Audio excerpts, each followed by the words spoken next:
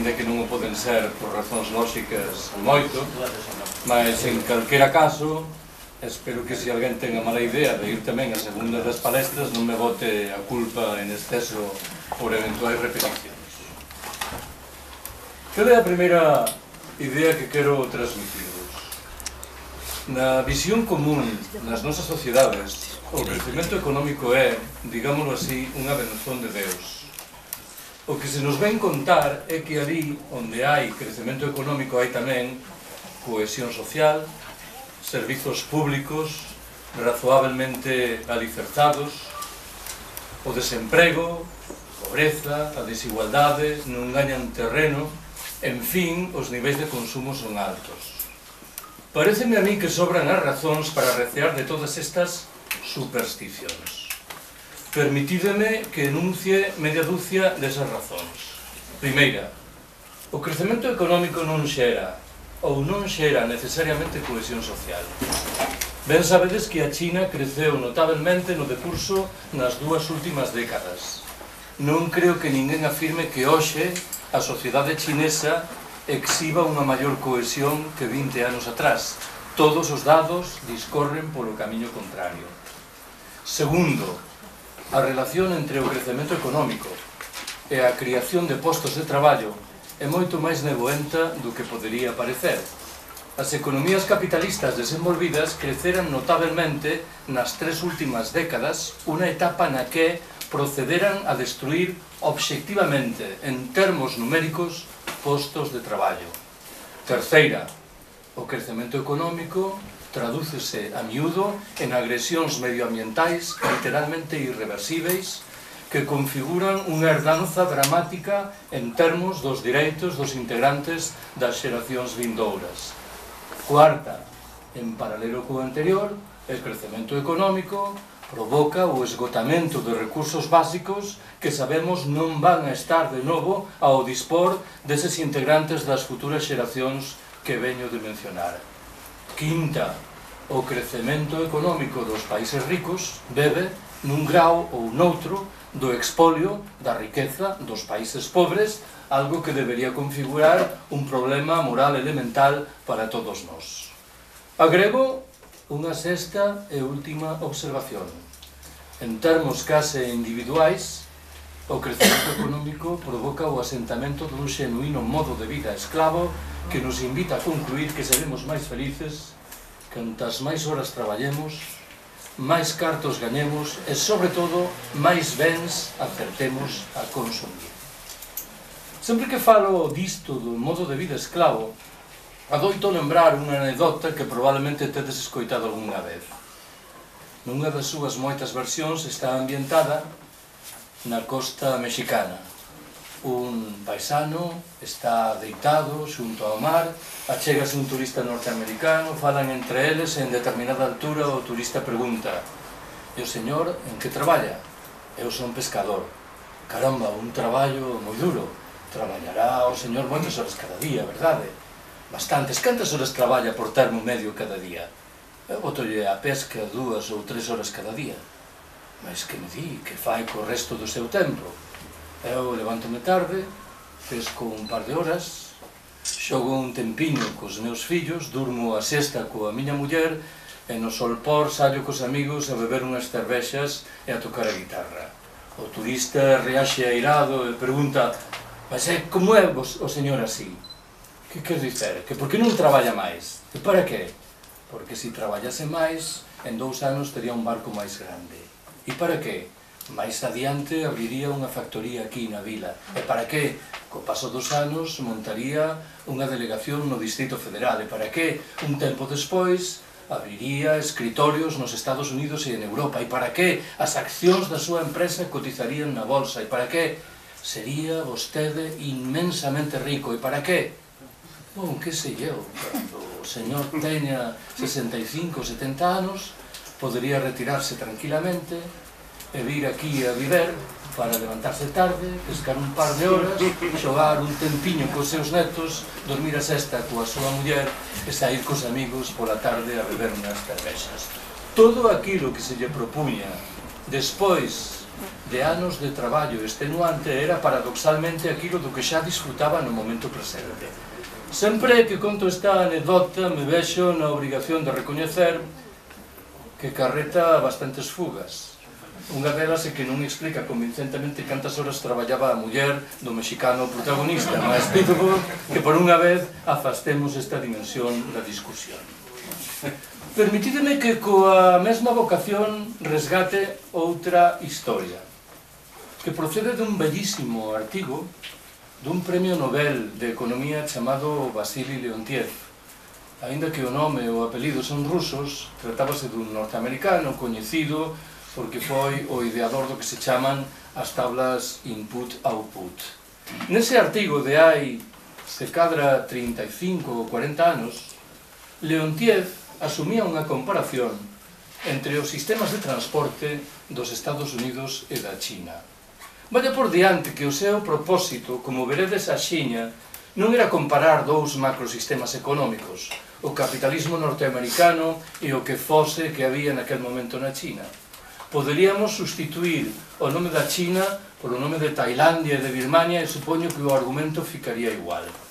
Que era o que contaba Leontiev? Comezaba dicindo: os Estados Unidos dispoñen do sistema de transportes máis desenvolvido do mundo. O número de carros por habitante é o máis alto do planeta. O consumo en termos de gasolina por habitante ao ano, de novo, é o máis alto do planeta. Nos Estados Unidos está o maior número de quilómetros de autoestradas en todo o planeta. Agora ben, cando chega o momento de avaliar como ese superdesenvolvido sistema de transportes satisfai as necesidades obxectivas dos cidadáns norteamericanos, os problemas aparecen inmediatamente. Por que? O norteamericano medio reside a 55 minutos en carro do seu traballo. Ten que madrugar moito cada mañán. Normalmente se ve inmerso en xigantescos atascos que danan os seus nervos e danan tamén o medio natural. E comúnmente chega tarde a traballar. China, proseguía Leontiev, prácticamente non aparece nos anuarios estatísticos internacionais. Falo, non esquezades, de hai 35 ou 40 anos. Ben sabedes que a realidade mudou moito. Na China prácticamente non hai carros, o consumo de gasolina é irrisorio, o número de kilómetros de autoestrada inexistente. E, porén, o chinés medio reside a 5 minutos en bicicleta do seu centro de traballo. Pode dormir unha hora máis que o seu amigo norteamericano cada día. Non se ve inserido en xigantescos atascos que danen os seus nervios e o medio natural e comúnmente chega en hora a traballar. Leontiev preguntábase, claro, cal destes dous sistemas de transporte era obxectivamente máis desenvolvido, sen ignorar, naturalmente, que resultaba máis que probável que o chinés medio non inxerise o número de calorías necesario para levar adiante unha vida digna. Segunda observación que quero facervos. Por trás da proposta do decrecemento hai unha conciencia rotunda no que atinxe a un problema central: os límites medioambientais e de recursos do planeta. Se vivimos nun planeta con recursos limitados, non parece que teña moito sentido que aspiremos a crecer ilimitadamente. Tanto máis canto que sobran as razóns para concluir que deixamos moi atrás as posibilidades medioambientais e de recursos que o planeta nos oferece.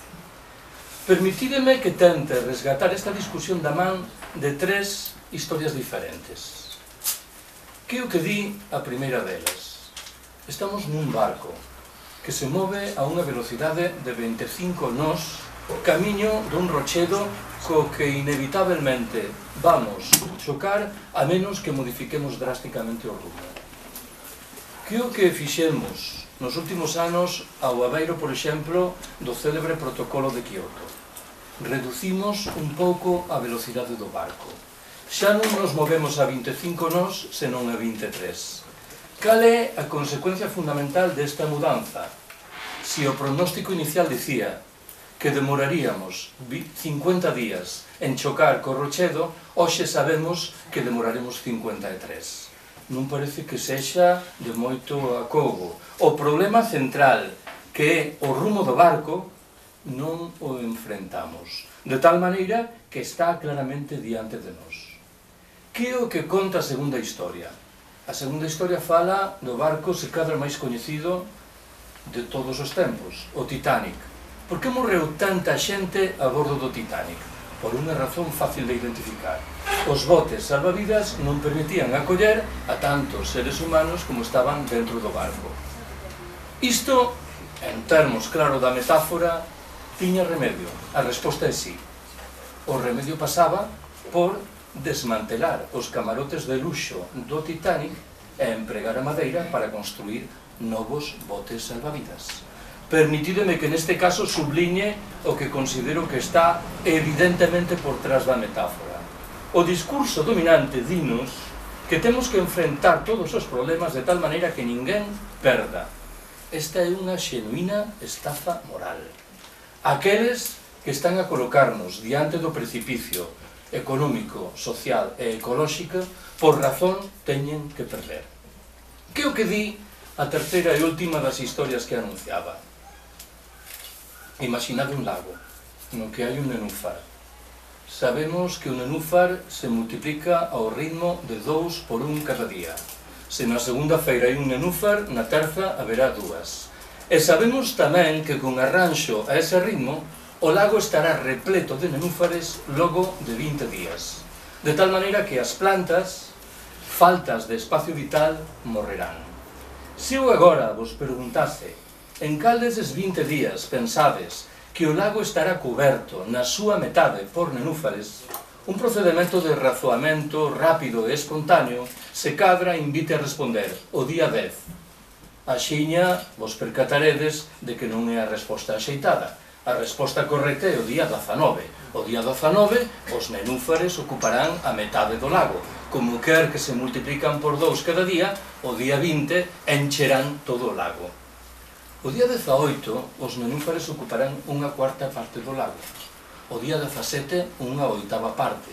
O día 16 unha 16ª parte.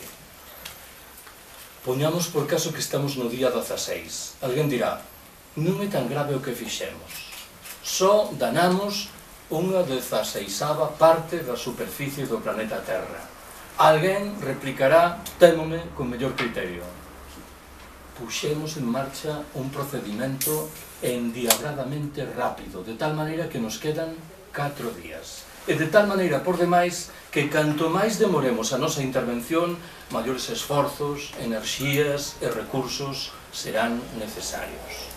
Por trás destas metáforas, hai un conceito central para explicar cousas importantes. Falo do que chamamos comúnmente a pegada ecolóxica. A pegada ecolóxica mede a superficie do planeta, terrestre como marítima, que precisamos para manter as actividades económicas hoxe existentes. Xa o dixen antes, todos os estudos conclúen que deixamos moi atrás as posibilidades medioambientais e de recursos que a Terra nos ofrece.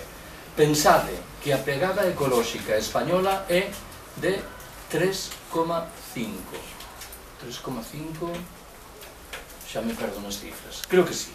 Pouco importa. Un pouco para arriba, un pouco para baixo. Que significa iso? Significa que para manter as actividades económicas hoxe existentes no Estado español precisamos 3 veces e media o territorio do Estado español. Como se mal resolve este problema? A través de unha presión inxente desenvolvida sobre os direitos dos integrantes das futuras xeracións e a través dunha presión non menos inxente exercida sobre os dereitos de moitos dos habitantes dos países do sul do planeta. Terceira observación que quero facervos. Estou na obrigación de transmitirvos o sentido de fundo dunha proposta central que surxe da perspectiva do decrecemento. Para facelo, vou botar man dun debate que se desenvolveu entre nós no Estado español hai máis de 30 anos. O debate referíase ao futuro da industria de armamentos. Os pacifistas daquela decían: Decíamos, compre pechar esas fábricas. O que hoxe chamamos os sindicatos mayoritarios respondían, hai que preservar os postos de traballo. O que estamos a dicer agora é que un debate da mesma natureza debe agromar nos anos próximos, ben que ampliado a outros moitos sectores da economía. Aqueles que están na orixe do crecemento espectacular experimentado pola pegada ecolóxica.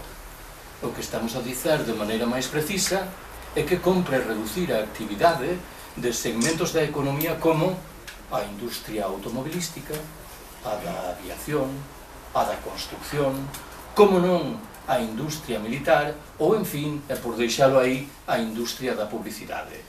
Alguén responderá inmediatamente: se actuamos desta maneira, xeraremos millóns de desempregados nos Estados membros da Unión Europea.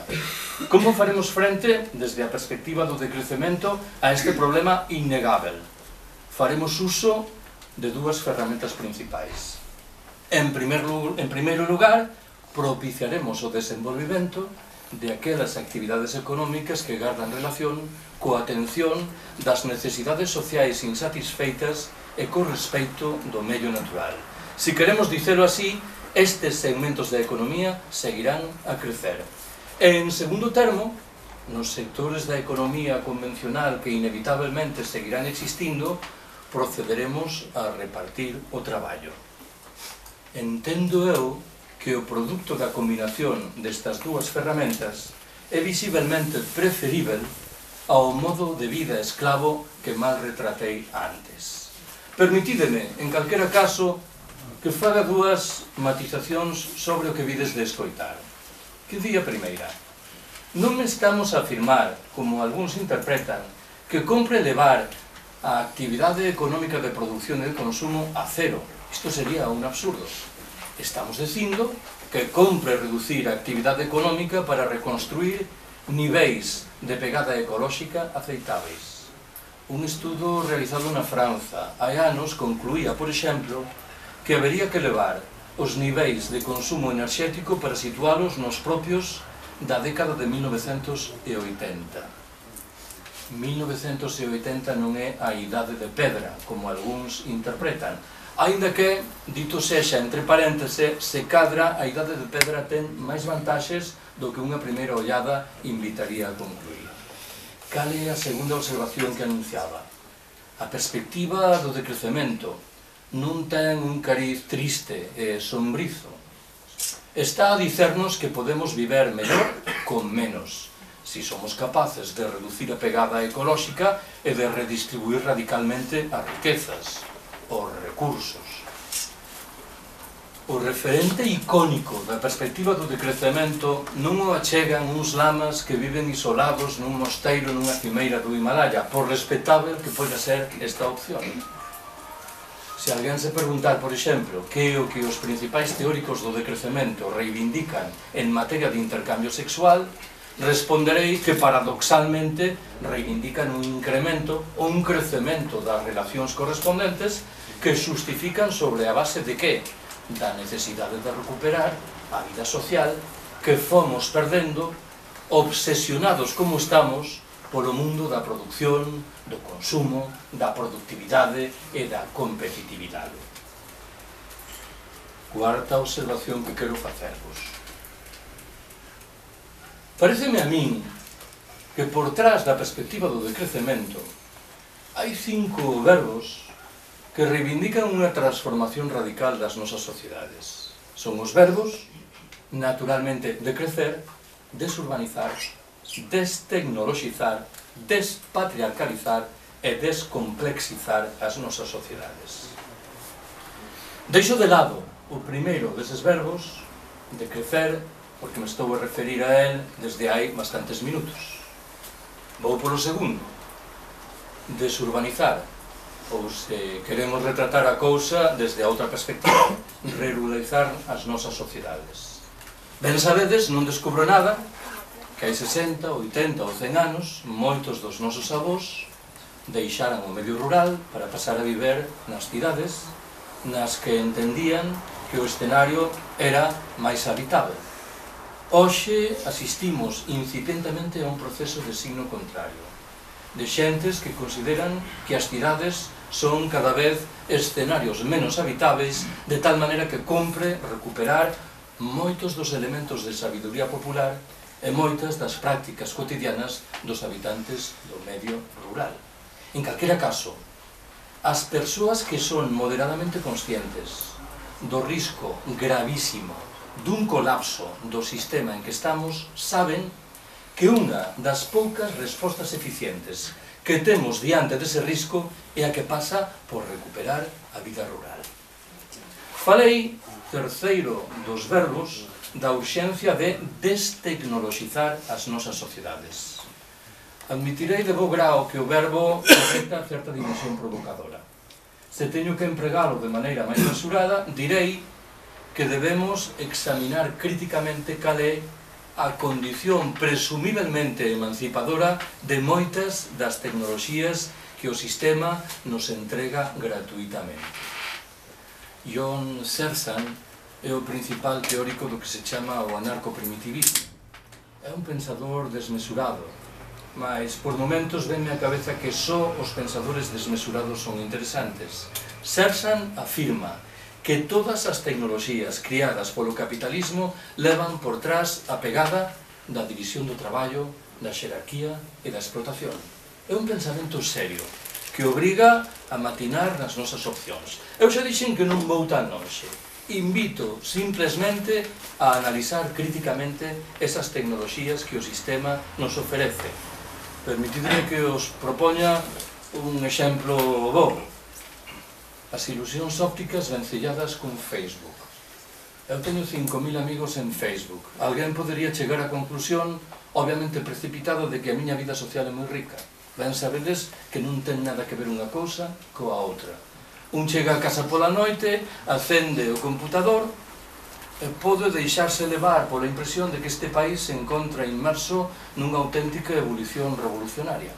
Obviamente non é o país, son os nosos amigos no Facebook, mas se un non é capaz de administrar isto prudentemente, pode chegar a conclusións moi delicadas. Falei, en cuarto termo, da urxencia de despatriarcalizar as nosas sociedades.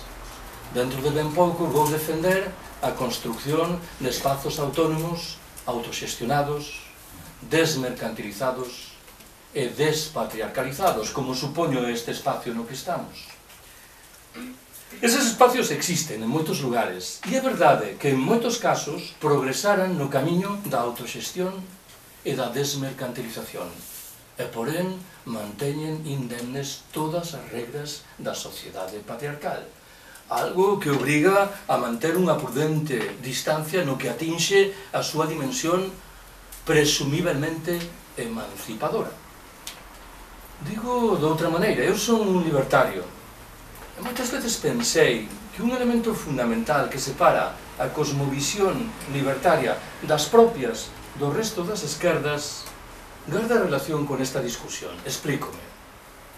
Para a esquerda tradicional o problema principal resúmese dicindo: aquí estamos nós, aí está o sistema. Temos que demostrar que somos máis numerosos e máis fortes que o sistema. A percepción libertaria é similar, mas con un agregado importante. Di: aquí estamos nós, aí está o sistema. Temos, en efeito, que demostrar que somos máis numerosos e máis fortes que o sistema. Mas nunca debemos esquecer que formamos parte do sistema que queremos botar abaixo, de tal maneira que a súa lógica, as súas conductas, influen poderosamente na nosa actividade cotidiana. En calquera caso, he volto ao da despatriarcalización botando man dun dos moitos elementos que poderíamos empregar. O 70% dos pobres hoxe existentes no planeta son mulleres. É unha porcentaxe moi rechamante. Non estou a falar dun 52% de mulleres pobres confrontado con un 48% de homes. Estou a referirme á distancia abrallante que separa, que afasta un 70% dun 30%. Quen en estas condicións afirmar que os problemas de marxinación atávica no ámbito material e no simbólico das mulleres están a ser solucionados, témome que está a darlle as costas á realidade. Empleguei un quinto e derradeiro verbo, o verbo descomplexizar. Aceitamos sociedades cada vez máis complexas, con unha consecuencia moi delicada. Cada vez somos menos independentes, cada vez somos máis dependentes. O meu amigo Ramón Fernández Durán morreu en Madrid hai máis de 5 anos, poucos días antes de que estoupase o 15M. Nos seus libros case póstumos repite unha e outra vez unha idea que me interesa rescatar. Di: moitos dos deserrados do planeta, habitantes dos países do sur, encóntranse paradoxalmente en mellor posición do que a nosa para facer frente ao colapso que se aveciña. Por que? Viven en pequenas comunidades humanas. Mantiveran unha relación moito máis fluida co medio natural.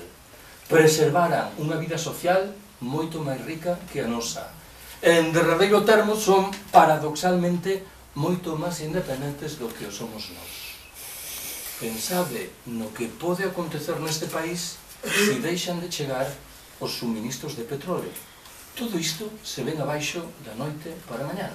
De tal maneira que si queremos recuperar independencia, por forza, teremos que apostar por reducir a complexidade das nosas sociedades. Quinta observación que quero facervos. Ás veces, o contido dunha teoría ou dunha perspectiva entra máis facilmente na cabeza se un prefire botar man dun exemplo ou dunha anedota. Cando eu falo de decrecemento, normalmente o exemplo que propoño é do AVE, mas prefiro hoxe reservalo para outra palestra. Vou vos contar unha historia diferente, máis persoal neste caso. Eu non son unha persoa particularmente consecuente, mas agocho algunhas virtudes que nacen das miñas carencias. E unha das miñas moitas carencias é que non sei guiar, non sei conducir. En esas condicións, despois de pensalo moito, deducín que case era preferible non ter carro, non ter un coche. Non tes carné, para que vas ter un coche? Alguén podería preguntarse se na vila na que moro, en Madrid, boto de menos dispor dun automóvel. A resposta é fácil, é sinxela, é rotunda. Non. Vexamos a cousa polo miúdo. Eu moro en Vallecas, que probablemente sabedes que é un bairro populoso situado no suleste de Madrid. Desde o portal da miña casa até unha estación da Renfe de Cercanías hai 4 ou 5 minutos camiñando. Por termo medio demoro uns 50 minutos en chegar desde ese portal ao edificio onde eu dou aulas na Universidade Autónoma de Madrid, situada ao norte da cidade. 50 minutos en tren. Que acontecería se eu dispuxese dun automóvel? É verdade que moitos días chegaría antes. Demoraría, que sei eu, 25, 30, 40 minutos en vez dos 50. Mais outros días non sabería a que hora chegaba, por razóns que obviamente coñecedes.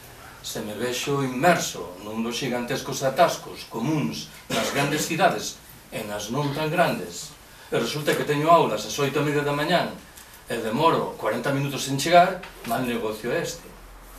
En segundo lugar, sospeito que non preciso demostrar que en termos ecolóxicos o transporte público en xeral, o tren en particular, é manifestamente preferible ao automóvel. Tanto máis canto que este último comúnmente vai ocupado por unha única persoa. En terceiro lugar, o tren resúltame infinitamente máis barato que o automóvel. A literatura sobre decrecemento está chea de exhortacións dirixidas ás persoas que dispoñen dun automóvel e encamiñadas a que calculen cal é o número de horas de traballo que precisan para manter ese automóvel. Ás veces, o cálculo é desolador. Pensade os gastos que xera un automóvel. Comprado, pagar os impostos, a reparación, a gasolina, os seguros. Cantas horas de liberdade efectiva permite o automóvel e cantas horas de traballo esclavo previo son precisas para mantelo. Repito que o cálculo a miúdo é literalmente desolador. Un cuarto estadio Eu no tren podo ir lendo, algo que até onde chegan os meus coñecementos non debe facer os que van conducindo un automóvil. Ou as aulas. Felizmente, agregarei. Supoño que se entende o de felizmente. Queira ou non o queira, todos os días me vexo na obrigación de facer un exercicio físico elemental que non asumiría de dispor de un automóvil.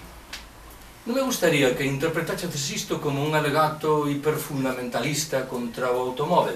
Sei perfeitamente que hai persoas que moran en determinados lugares ou que teñen determinados traballos de tal maneira que o concurso do automóvil é inevitável.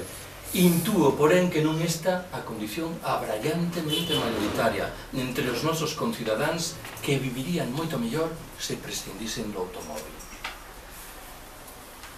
Sexta e última observación que quero facervos. Interésame plantexar 3 observacións sobre algo que ten que ver co que vou chamar o estado da cuestión ou da discusión sobre o decrecemento. Esa é a primeira desas observacións.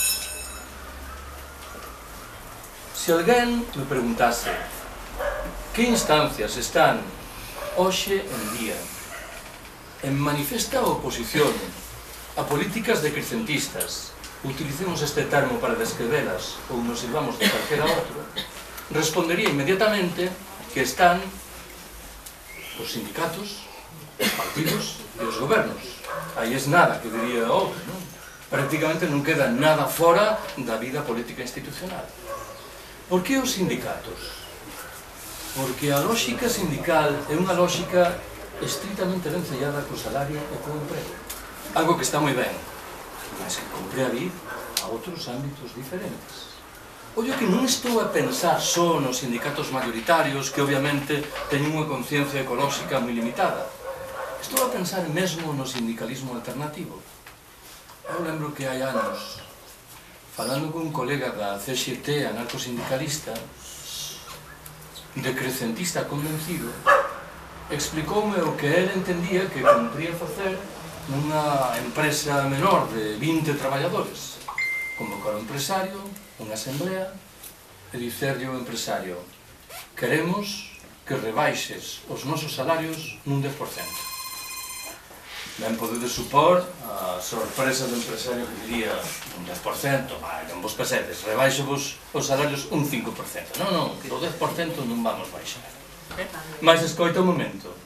Queremos que suprimas esta liña de producción, que contrates a 3 persoas máis aquí. Pensamos que o escenario sociolaboral que estás a desenvolver é infumável, de tal maneira que o empresario preferiría subir o soldo dos seus traballadores antes que baixalo nesas condicións. En calquera caso, pídovos que reflexionedes un momento sobre o difícil que é que no mundo sindical se empecen a aplicar criterios diferentes que non coloquen como único baremo de prosperidade o salario e o emprego. Falei de partidos. Permitideme que neste caso bote man dun exemplo non malévolo, que é o exemplo que normalmente utilicei nos últimos anos.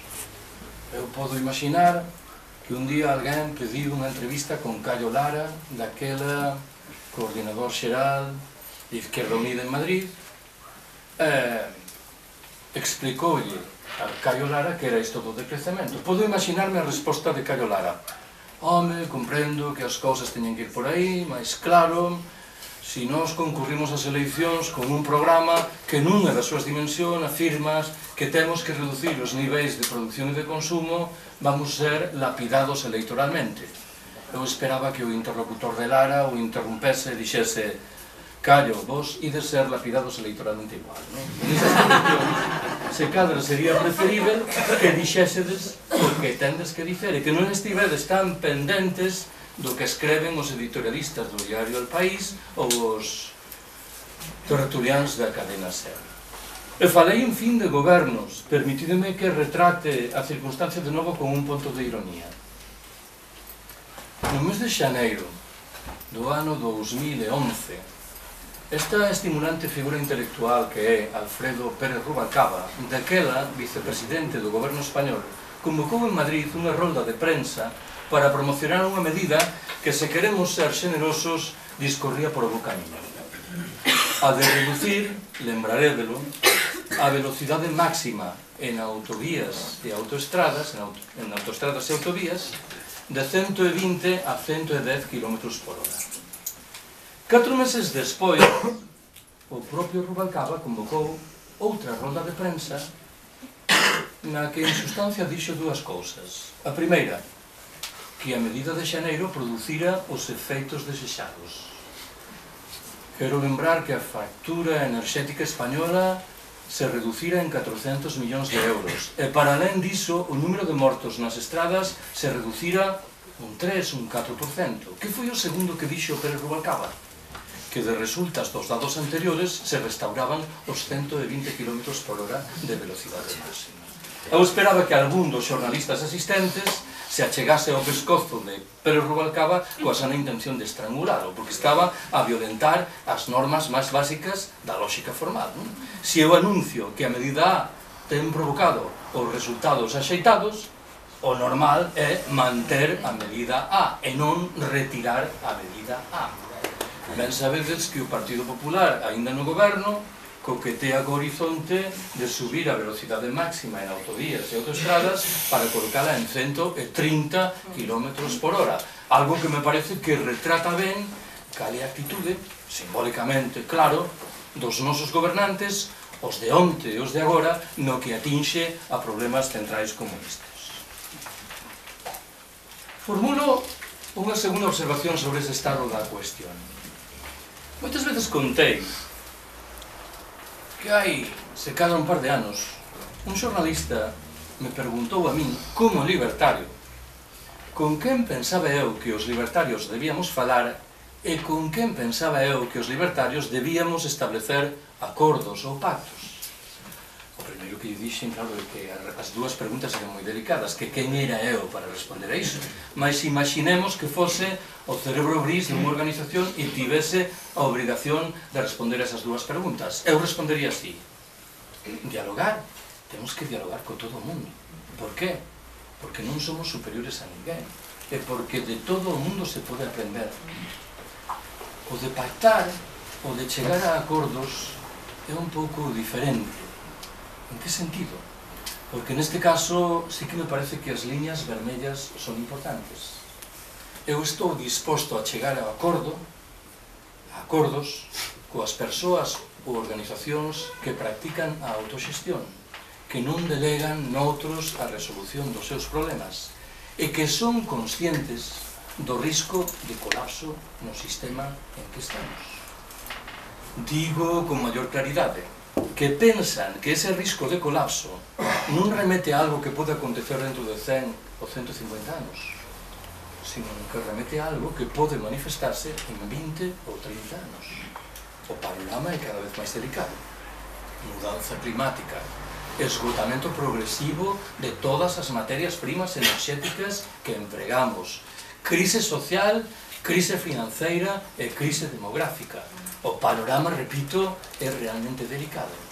Se non somos quen de incorporar en todas as nosas actividades esta dupla dimensión da autoxestión e da conciencia do colapso, moito me temo que hai algo que estaremos facendo profundamente mal. Vou polo terceiro e último dato que quería empregar.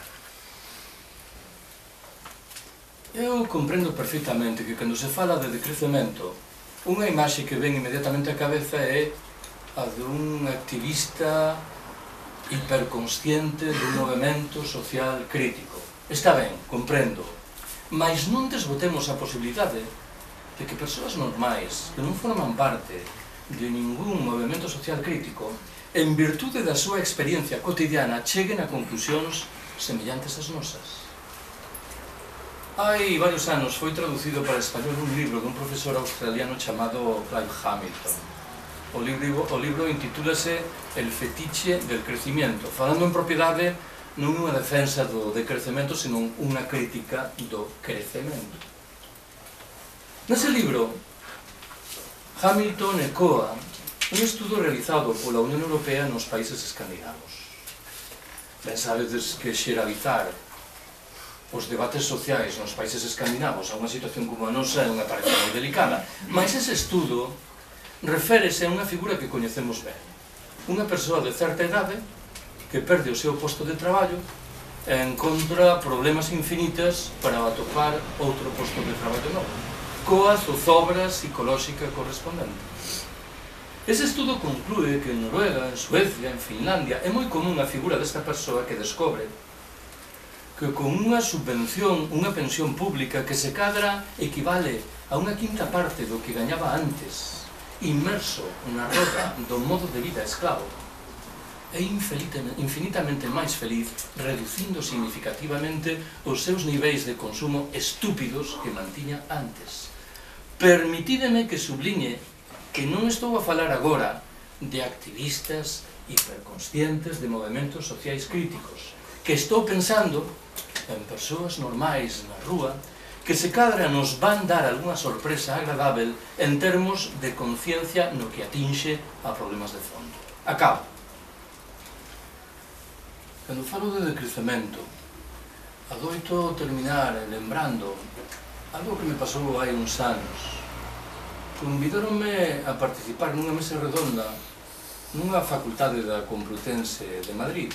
Compartín esa mesa redonda cunha muller que daquela era unha das estrelas en ascenso de televisión española, sometida aos dardos críticos do Partido Popular, que Seica entendía que era unha esquerdista desbocada.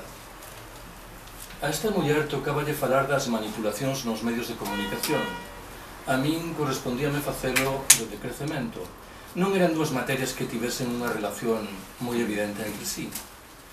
O feito certo que cando chegou o debate posterior, en determinada altura, chamei a atención sobre unha idea. Dixen, parece lamentável que neses programas matinais de televisión dos diferentes canais, polos que no decurso dos 2 últimos anos pasaran centenares de políticos, de sindicalistas, de economistas, ninguén tivese a oportunidade de chamar a atención sobre as moitas eivas do crecemento económico. Ninguén tivese a oportunidade de explicar en tempo e modo que é isto do decrecemento. Esta muller reaxiu inmediatamente e garantiu que en adiante, no seu medio de comunicación, ese silencio tocaría ao seu fin. Non voltamos a saber absolutamente nada dela. Mas lembro perfeitamente que foi o que me dixo cando nos despedíamos. Achegouse moi solícita e díxome: "Oe, Carlos, isto do decrecemento non será unha cousa un pouco revolucionaria, verdade?" Como podedes intuir, eu fitei nela sen saber moi ben ante que monstro estaba e que podía responder. Entre outras cousas porque tiña ao alcance da man dúas respostas diametralmente diferentes e as dúas razoáveis e legítimas. A primeira tería consistido en dicer: pois, oi, así, para que vamos a enganar? Se estamos a defender a primacía da vida social, a autoxestión e a acción directa, tendo en conta cales son as regras de xogo dominantes das nosas sociedades, descrever iso como revolucionario parece respeitable. Mais tiña ao alcance da man unha resposta completamente diferente, que tería consistido en dicer: pois, olla, non, esta é unha perspectiva que surxe na cabeza de xentes moi tranquilas que están cada vez máis preocupadas pola impronta que a especie humana vai deixar ás xeracións vindouras e tamén, por certo, ás restantes especies coas que partillamos o planeta, de tal maneira que decidimos privilexar os dereitos deses habitantes das xeracións vindouras e tamén os dereitos dos integrantes desas especies, de tal maneira, en fin, que non nos importa que nos cualifiquen como conservadores, atribuindo, claro, a este adxetivo un significado diferente do que corresponde aos nosos conservadores oficiais, o señor Rajoy, que ben lembraredes, que invocou a testemunha do seu curmán de Sevilla para afirmar que a mudanza climática non era unha realidade. Nestas condicións, se non somos quen de decrecer no mundo opulento, en virtude dun proxecto consciente, racional, paulatino, ecolóxico, social e solidario, terminaremos por decrecer de mala maneira, xa estamos neste camiño, de resultas do afundimento do capitalismo global que padecemos. Obrigado por terme escuchado.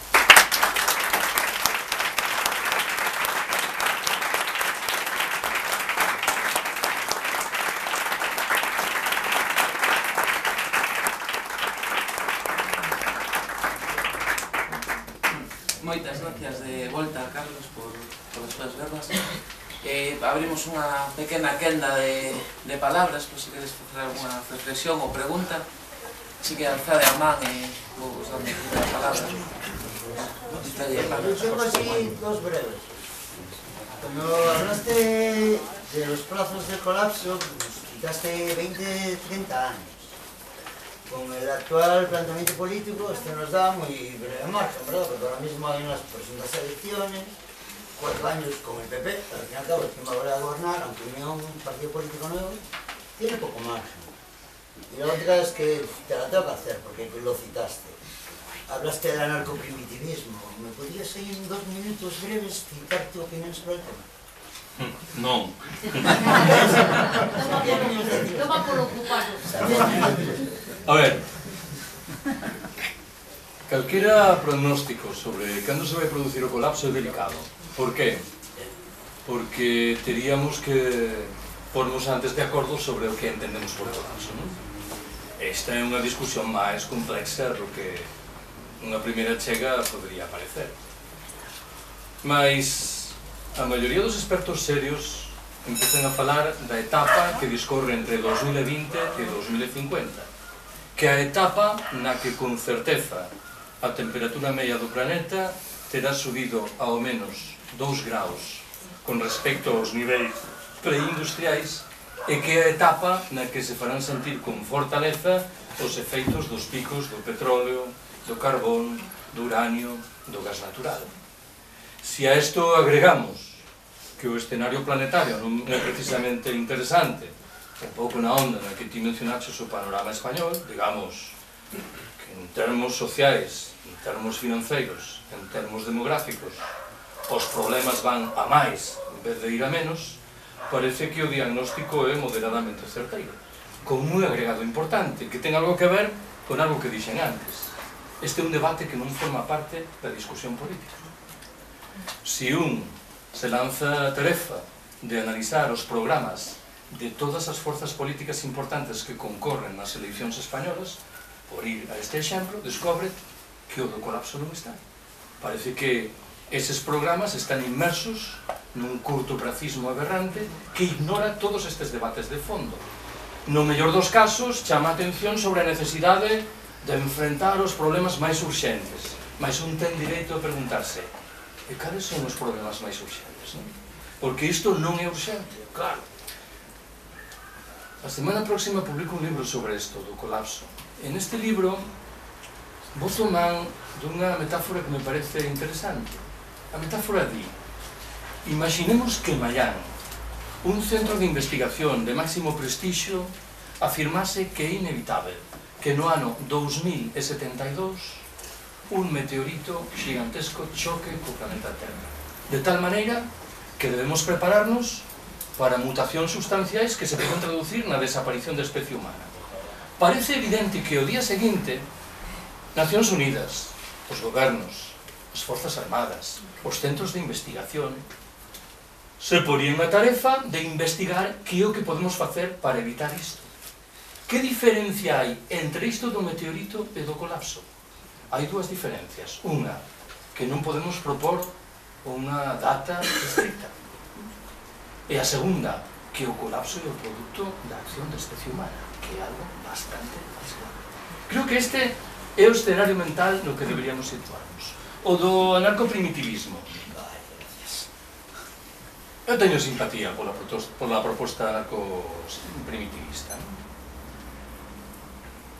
Moitos dos conceitos que emprego o seu para nos debates nos que me veo inserido ás veces chamar a atención sobre algo que é importante. A que me refiro?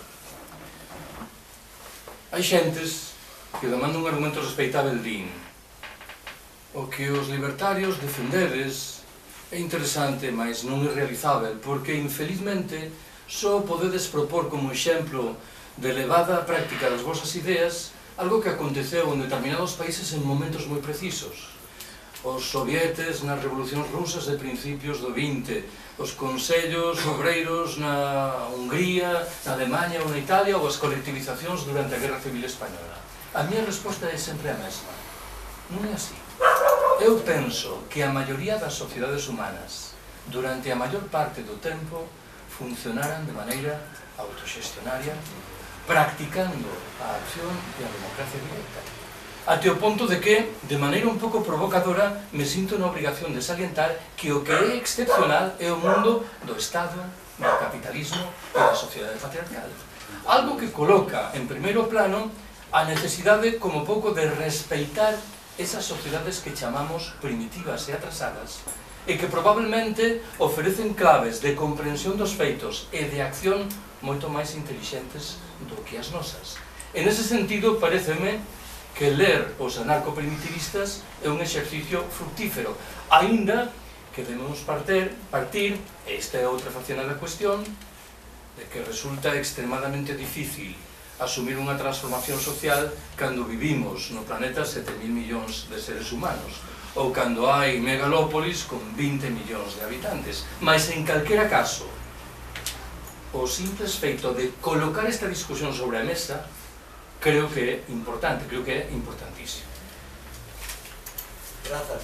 E a ser posible o asteroide que non o eviten e que chegue antes. Como? O asteroide ese que chegaba nos 72, que chega antes e que non poden evitar. O que o manden eles. O que o manden eles. Este virus humano chegan. Alguén máis quere facer alguna pregunta? Sí, vale.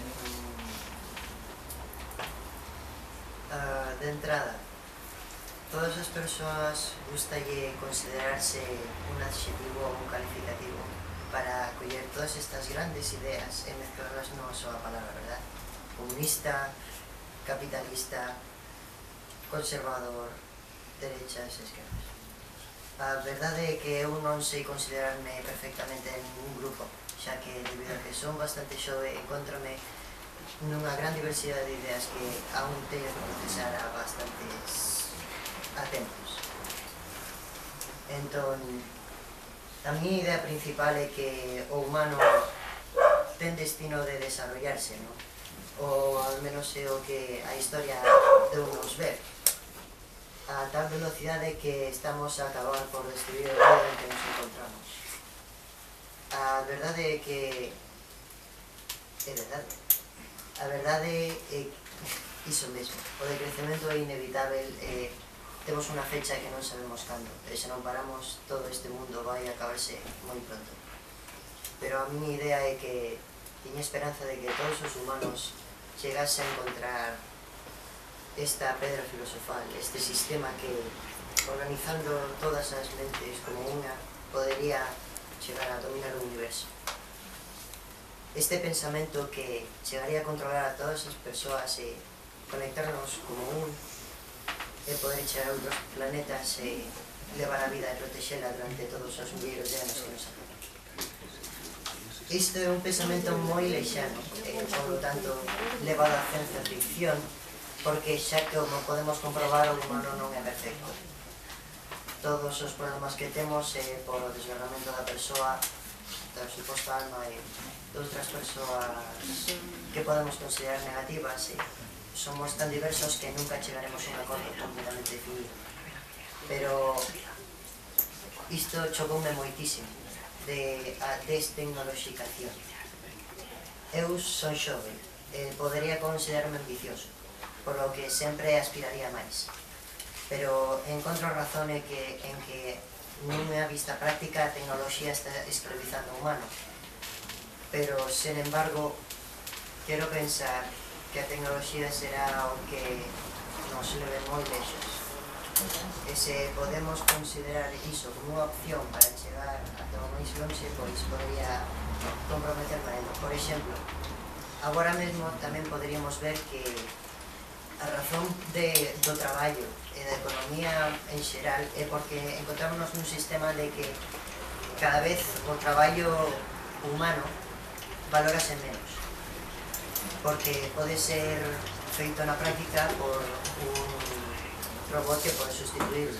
Isto co desarrollo humano tamén podería verse.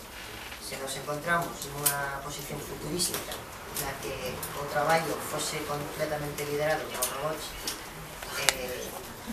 con esperanza non hai ningún Terminator de por medio. pois poderíamos chegar a unha nova idea, e un novo futuro, no que todos os humanos poderíamos vivir en paz e armonía. Entón, a pregunta exactamente é como poderíamos luchar o crecimiento, como poderíamos luchar o crecimiento chegando a poder aproximarse a esta utopía na que podamos dominar a galaxia e despois o universo. O único que non me gustou da tua intervención foi o final, non? Esto de dominar a galaxia e o universo. Bueno, dominar non, chegar longe.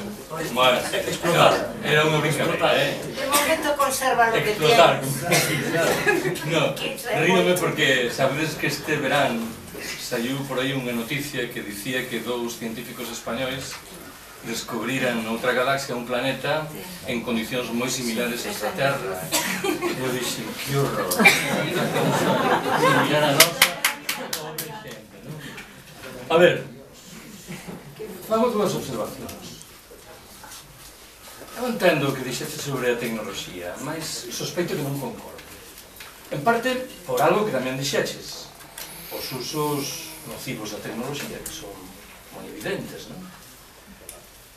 En parte tamén por algo que dixeches. Parece que máis ben somos escravos da tecnoloxía e non que a tecnoloxía estea ao noso dispor. Mas en calquera caso, eu creo que debemos manter unha distancia moito máis prudente con respecto á tecnoloxía. Hai 2 anos, lembro que aquí en Vigo, nun acto público, saiu esta discusión sobre a destecnoloxización. E un home de certa idade fixo unha pregunta moi delicada, das máis delicadas que tiven de enfrontar na miña vida. Dixo: eu estou aquí vivo grazas a unha tecnoloxía médica que permitiu que salvase a vida. Ti, Carlos, estás en contra desa tecnoloxía? Como podedes pensar, a pregunta era un pouco delicada, eu non podía decirle sí, que te debes morto, non? E eu tiven que botar man dunha resposta políticamente correcta, dixen: eu non estou nin a favor nin en contra das tecnoloxías. O que quero facer é preguntas relativas á condición social e ecolóxica desas tecnoloxías. Por que a social? E vencei o argumento coas tecnoloxías médicas. Non vai a ser que esa tecnoloxía da que ti te beneficiaches estea ao dispor do 5% da populación planetaria, porque entón haberá algo que estamos a facer mal. É evidente a outra dimensión, a ecolóxica. Estas tecnoloxías que estamos a empregar son sustentables, ou estamos a aproveitar recursos dos que non van poder botar man as xeracións vindouras. Pareceme que esta é a maneira axeitada de enfrentar o problema. Mas debo confesar que eu simpatizo máis, se cadra por provocación, coa perspectiva dos luditas ingleses de principios do século XIX. O movemento ludita foi un movemento que nos inicios da industrialización se dedicou fundamentalmente a destruir as máquinas. E ollo que sabemos que eran moito máis lúcidos do que parecían. Escoitaban a mesma ladeíña que escoitamos nos agora. Vamos introducir máquinas para que teñades que traballar menos, de tal maneira que os vosos salarios e os bens que ides consumir van crecer. Obviamente non foi así. Aconteceu literalmente o contrario. Mas en calquera caso, quero chamarte a atención sobre un tipo de argumento que é delicado e que interpreta que as tecnoloxías son neutras, de tal maneira que o importante é quen as controla e quen as dirixe. Con certeza, en algún caso, son neutras, mas noutros casos, e volto ao argumento de Cerza, non o son en absoluto.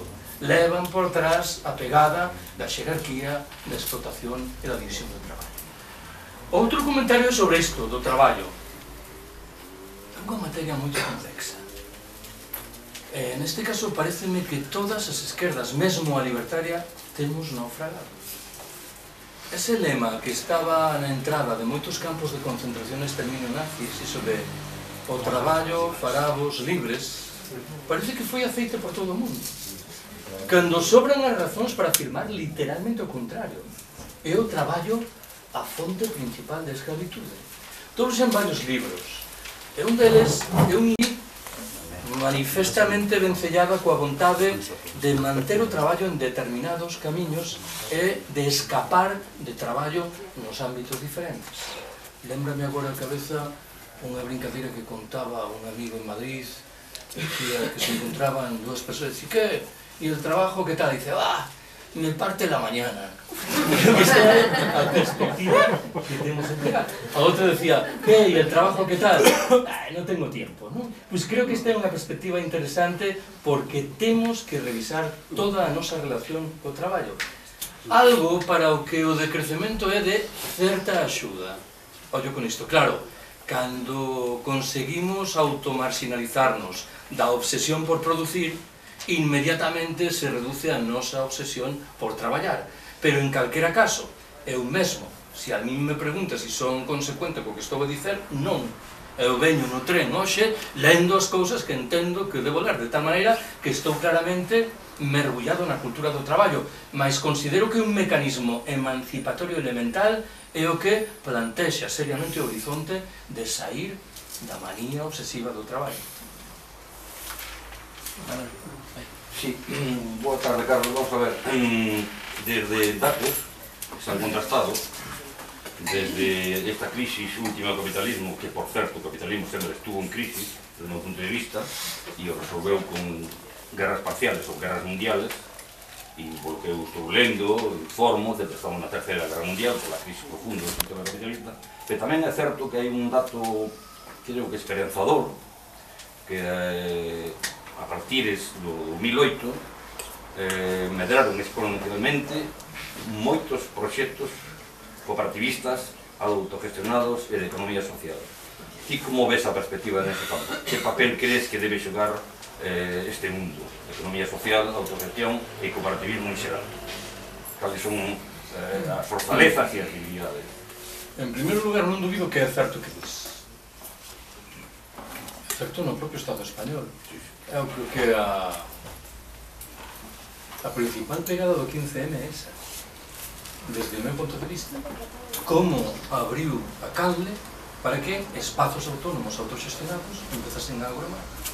Cal é o problema? Ben o sabes, que o ritmo co que nos crecemos é infelizmente moi lento en comparación co ritmo en que a miseria do sistema crece. De tal maneira que a duras penas conseguimos contrarrestar o que está aí. Mas en calquera caso, a mí me parece que empezou a mudar a perspectiva da xente común, que empeza a ver con ollos diferentes determinadas iniciativas ou espazos que antes, amparada na lógica demonizadora do sistema, comúnmente criticaban. Para mí, esta é, ben o dixeches ti, a única noticia saudável nos últimos anos. Ainda que admitirei que é unha noticia suficientemente saudável como para que nos vexamos na obrigación de darlle o pulo que merece.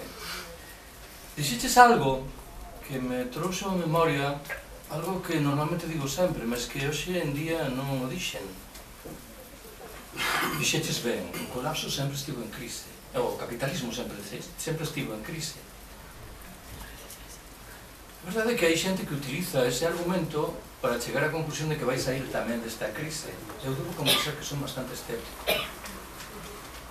A mudanza climática e o esgotamento das materias primas enerxéticas son dúas discusións suficientemente fortes para que sexa lexítimo concluir que o capitalismo A non está a enfrentar estes problemas e B vai ver como lle pasan factura estes problemas, de tal maneira que o que aconteceu no pasado probablemente neste ámbito non é ningunha iluminación suficiente sobre o que pode facer o capitalismo. Mas non era isto que quería salientar. O propio conceito de colapso ten certa dimensión etnocéntrica. Nos entendemos o que significa a palabra colapso porque damos por descontado que non estamos aínda no colapso, que temos moitos problemas, mas que aínda non se produciu un afundimento de todas as institucións e as regras de xogo. Explicarlle o que é o colapso a un cativo nacido na franxa de Gaza é extremadamente difícil. Por que? Porque ese cativo viviu sempre no colapso, de tal maneira que non ten a posibilidade de distinguir o seu horizonte vital doutra realidade diferente. En realidade, o que veño de dicer, podo dicero tamén do propio conceito de crise. Eu penso que o noso conceito de crise está vencellado con unha visión cíclica dos feitos. Nos interpretamos que hoxe estamos nunha etapa de crise e de recesión, mas parece que a lógica dominante afirma que despois de mañán verá unha etapa de bonanza económica e despois virá outra crise e máis adiante outra bonanza. Nos países do sur esta percepción non é así. Por qué?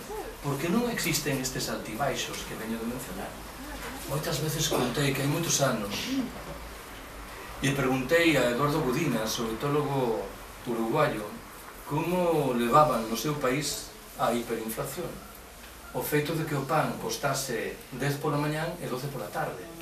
E respondeume carregado de ironía, dixo: no meu país vivimos nun escenario de bancarrota estável. E bancarrota, mas como é estável, a percepción dos ciclos non se revela, de tal maneira que non é exactamente, non estou a dicer isto, que non teñan un concepto de crise, mas non lle atribúen esa palabra o mesmo significado ou a mesma entidade que lle atribuimos nós.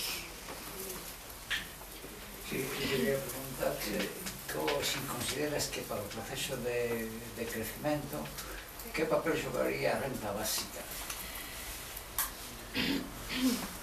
A miña resposta ten dous elementos diferentes, un a favor e outro en contra. O elemento a favor asume a forma dunha aceitación da renda básica como unha fórmula provisoria que permite resolver problemas. En que sentido? A aplicación dun programa de decrecemento por forza ten que xerar problemas. Remítome á condición desos sectores productivos que antes mencionei, a industria automobilística ou a da construcción. Neses ámbitos haberá desempregados. Bon, pois un ten que desenvolver ferramentas que permitan facer frente a eses problemas. No mundo libertario no que me movo, é verdade que hai certa reticencia a aceitar isto das etapas de transición. Porque parecen pensar os meus colegas que inmediatamente instituiremos o comunismo libertario de tal maneira que os problemas desaparecerán da noite para mañán. Obviamente non é así. E por iso eu aceito que nunha etapa de transición ferramentas como a renda básica poden ser úteis. Cal é a outra faceta da cuestión? Non conseguín que ninguén até agora me explicase cal é a dimensión autoxestionaria da renda básica. Parece que o proxecto carreta unha institución que outorga esos recursos e entrega eses recursos aos cidadáns, aos habitantes, aos traballadores. De tal maneira que o proceso autoxestionario correspondente non o vexo. De tal maneira que, en último termo, direi que na miña visión da sociedade do futuro non terá cabida algo como a renda básica, aínda que, claro, alguén agregará que probablemente tampouco terá cabida a moeda, o traballo asalariado e a mercadoría, de tal maneira que, postos nestas, teremos que abandonar outras moitas cousas alén da renda básica. Pero, en calquera caso, repito, nunca apreciei a dimensión autoxestionaria dun proxecto que parece que ten, antes ben, unha dimensión fundamentalmente institucional. Guille? Dúas cousiñas. Simplemente unha connotación que sempre vexo cando falamos de decrecemento, non? Que é a falta de positividade no asunto. Sempre falamos desde un punto de partida moi negativista. Penso que o decrecemento non ten que ser, xa a palabra de por sí, de crecer, soa certamente como estar en un lugar e ir para baixo, non? É unha cousa que é verdade, pero que soa un pouco, a utilización das palabras é un pouco negativista. E cando, por exemplo, falamos de descomplexidade, é moito máis sincero, decir, simplificación. É dicir, algo positivo. Positivizar as cousas, penso que facilitaría o rollo.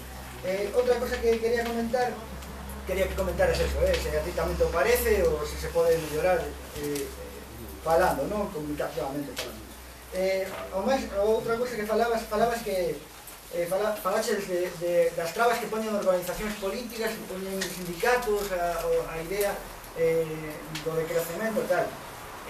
Eu teño que dicir unha cousa, na nosa cidade temos unha organización que é a Marea de Vigo, que no seu programa político leva medidas de crecemento, polo menos leo no punto 4 do seu programa, leva medidas para a planificación urbanística do hábitat en política municipal para preparar a Vigo ante o pico do petróleo, e ten outra que con 15 medidas nese termo, política municipal en materia de transporte para preparar Vigo ante o pico do petróleo, ¿no?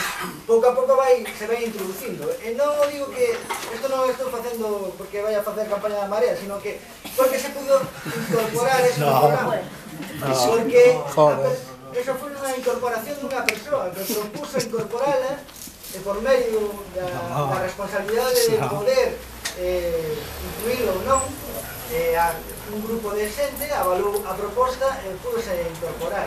A miña pregunta é, ti non crees ou como ves os métodos, digamos, democráticos ou de repartición de toma de decisións importantes nos ámbitos como facilitadores a de que ideas tan necesarias como o entendimiento e o crecimiento entre as sociedades pode ser real, é dicir, a democracia como ponte para que o decrecemento sea unha realidade.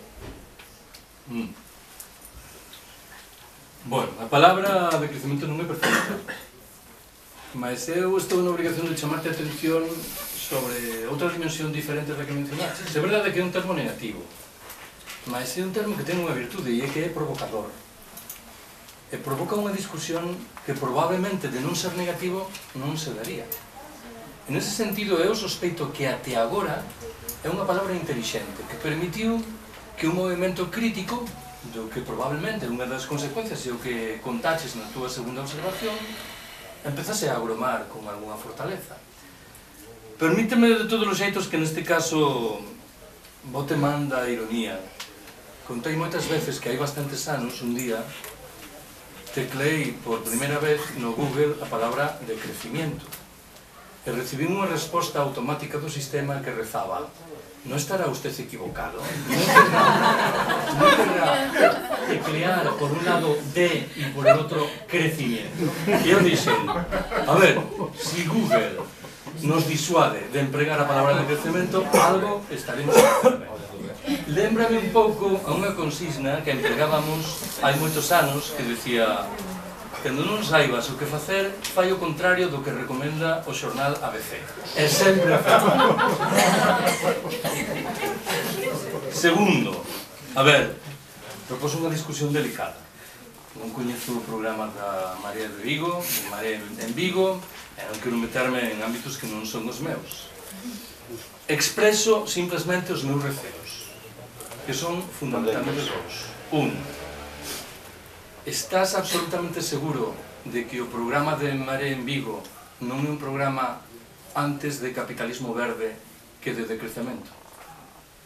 Isto de que compre tomar en conta o do pico do petróleo é algo que pode ser aceite por moita xente. De feito, é aceite por forzas políticas mesmo conservadoras. De tal maneira que é unha pregunta honesta, non teño a resposta, mas hai unha diferencia fundamental. O capitalismo verde é un procedimento que mantén o capitalismo e concebe a natureza como unha fonte de negocio, de tal maneira que, se un olla as cousas no ámbito polo miúdo, pode parecer que está a modificar a realidade de maneira saudável, cando o proceso de fondo non é o tanto. Segundo, en que medida ese tipo de programas non se axeitan a perspectiva dese manifesto que correu por aí hai 2 anos, o manifesto chamado Última Llamada. Alguén me preguntou algunha vez por que non asinei ese manifesto. E eu tive que responder en 2 estadios. Primeiro, eu concordaba co manifesto. E se tiña algunha discrepancia era menor. Non xustificaba que non asinase. Pero eu sabía quen ia asinar ese manifesto. Entón, claro, ver que Xosé Manuel Beiras, que Pablo Iglesias, que Juan Carlos Monedero, o que Ada Colau asinaban ese manifesto, fixo que me cheirase un pouco mal. Por qué? Porque na súa conducta cotidiana o que defenden ten moi pouco que ver co que reza ese manifesto, que repito que é un manifesto lúcido, consecuente, que plantexa as cousas en serio. Ollo, non é un alegato persoal, simplemente afirmo que a vida política hoxe é unha vida dramáticamente cortoplacista. Botei unha ollada ao programa xeral da opción que preside o señor Villares na Galiza e obviamente non é decrecentista, é unha opción de corte socialdemócrata consecuente, se queremos decirlo así, algo que me parece respeitável. Non debo as miñas discrepancias máis lonxe, mas teño que dicer que non é a miña opción. Isto é, que seguimos estando en ámbitos... E por qué? Por lo que dixen antes, autoxestión e colapso. Onde está a autoxestión no programa de forzas políticas que siguen pensando que a resolución dos nosos problemas principais pasa por representantes nas institucións, aínda que fagan outras cousas? Non o negarei, non son tan sectario como para afirmar o contrario, mas sigo pensando que hai aínda distancias moi notables que expreso simplemente de maneira cortés. Temos dous turnos máis de palabra, pero pidovos un pouco de brevidade, porque non nos que non queda moito tempo, ele ten que ir a dar outra charla agora a continuación. Non, perdón, é que xa están pechados as palabras. Vas? Quería decir que me pareceu moi interesante a intervención do compañeiro da Iucra, que decía que era novo e que ainda estaba aprendendo todo isto. Pareceu interesante polo pavor, polo pánico ese que semellaba ter el, e supoño que moita xente como el, ao decrecemento tecnolóxico, a desta modernización, non? Pero vamos, eu quero asegurarlle que os que xa temos máis anos, a súa idade, pois mellor non tiñamos teléfono móvil. Non tiñamos teléfono móvil, pero estábamos en contacto cos amigos e se cadra máis, porque íbamos á súa casa a petarlle na porta se o queríamos ver, ou ao campo onde facíamos deportes dos océanos, ou unha taberna que frecuentábamos os 18. Entón que eu, dende que teño teléfono móvil, vexo menos os amigos, porque collo, mando unha mensaxe e digolle, xa nos veremos, a ver cando nos vemos. E quero decirlle a ele, aos que pensen como ele, que dicía que era mozo, que seguramente non coñeceu isto do que estuve falando, isto de ir polas casas dos amigos, chamándos. Quero dicir que había máis contacto cos amigos, seguramente, cando tiñas túa idade, que a que teste cos teus agora, que andades con SMS. O do SMS ou o WhatsApp e tal, non é contacto, é dicir, eu que tive un contacto, o que che estuve contando cos amigos. Mas conta o pesados que eran os nosos amigos, conta tamén esta parte. Para mí é moito máis pesado o WhatsApp. Para mí é moito máis pesado o WhatsApp. É dicir, comparado co WhatsApp, eu tiña contacto. O WhatsApp non é contacto, do modo de vista dos que aquí xa temos máis anos, non? Por exemplo, ti perdes o teléfono, é un auténtico desastre. Ti sabes o número de teléfono de algún amigo teu? Así, agora mesmo en memoria. De cantos? Dous. Pois ya tienes dos amigos. Xa tes dous amigos, fíxate, seguramente. Aseguroche que, bueno, calquera dos que temos máis de 30 anos, habíamos, que sei, 15, 20 números mínimo, non? E logo, outra cousa interesante, que foron os dous argumentos, e, bueno, por exemplo, é dicir, xogábamos o trompo, non os videoxogos. O trompo valía 20 pesetas, un videoxogo caduca enseguida, non? O trompo era eterno, hasta que xo partía. Ou o millor non víamos tanto porno e non tiñamos cibersexo, pero, joder, o millor tiñamos máis sexo, fíxate. É dicir... Tampouco é verdade,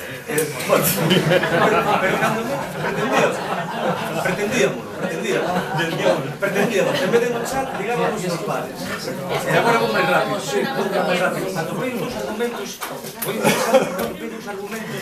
que se esgrimen moito cando se fala de crecemento. O primeiro, o de que os robós nos liberan. E é certo, iso sería así de termos unha automatización dos procesos productivos sana, pero Keynes, un tipo tampouco sospeitoso, de revolucionario como Keynes, advertiu hai 80 anos de que, de seguir así, hoxe por hoxe precisaríamos traballar 4 horas o día, mantendo uns niveis de paro moito menos tal, e un nivel salarial aceptable. E os pioneiros da cibernética, 20 anos despois, calcularon que Keynes estaba equivocado, porque hoxe por hoxe precisaríamos 2 ou 3 horas de traballo, eso sí, un traballo moito máis repartido.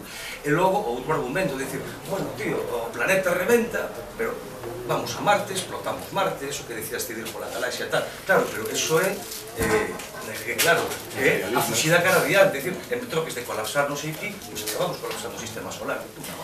Se puede marchar 50 personas, 100 personas. Nico, no cabe el debate, Nico. No cabe el debate, Nico, no hai tempo, no. Desculpa, Nico, non cabe debate. Non cabe debate agora mesmo. Pero podemos debatides vos despois. Pero poñente non pode. Non, pregunta, non, é unha observación.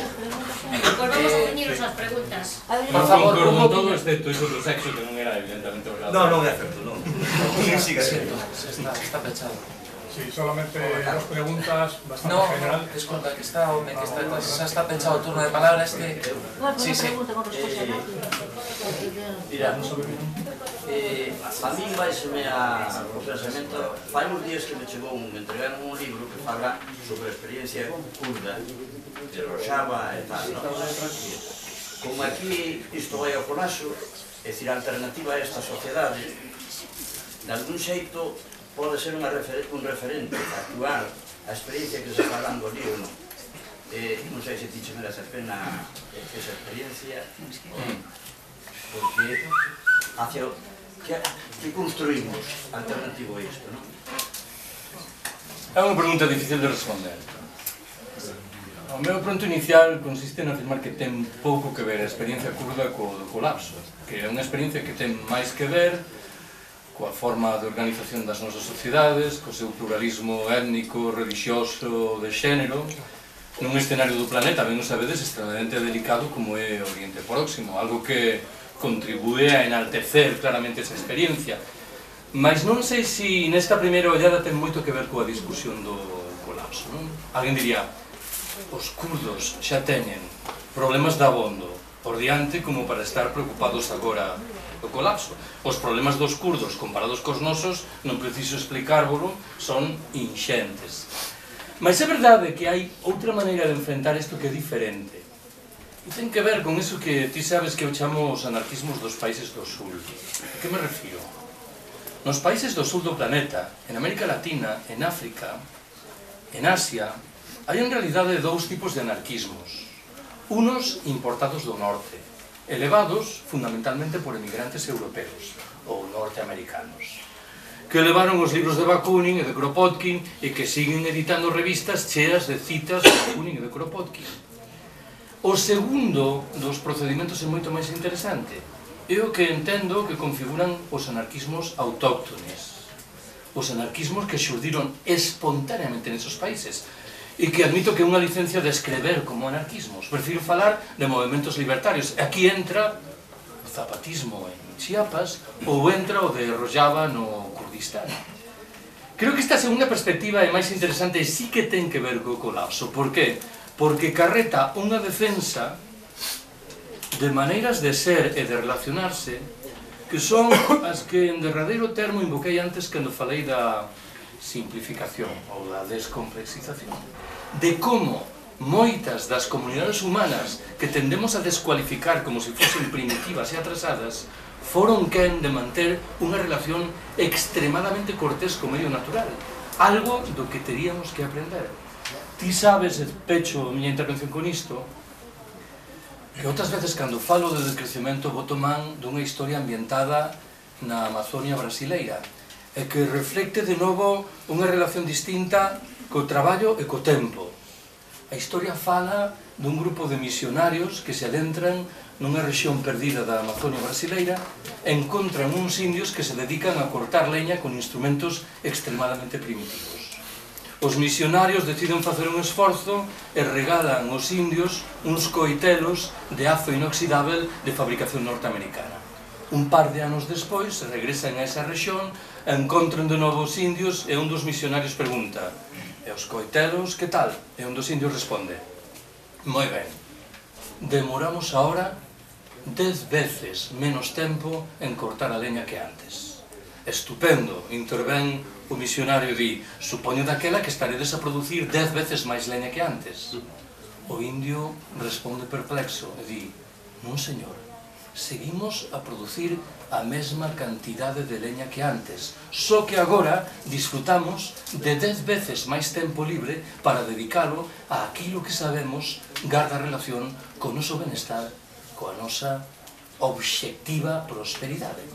Infelizmente, este horizonte desapareceu das nosas cabezas de habitantes das sociedades opulentas, mas permitideme que subliñe que é unha visión perfeitamente racional dos feitos. Somos felices traballando? Realmente alguén o pensa? Non somos máis felices non traballando? Xa sei que esta é unha argumentación xeral demais, mas en calquera caso parece que a resposta é fácil. E isto remete á recuperación de moitas destas prácticas que probablemente se manteñen en sociedades como as kurdas no norte da Siria ou en Chiapas ou en tantos lugares. Pues nada.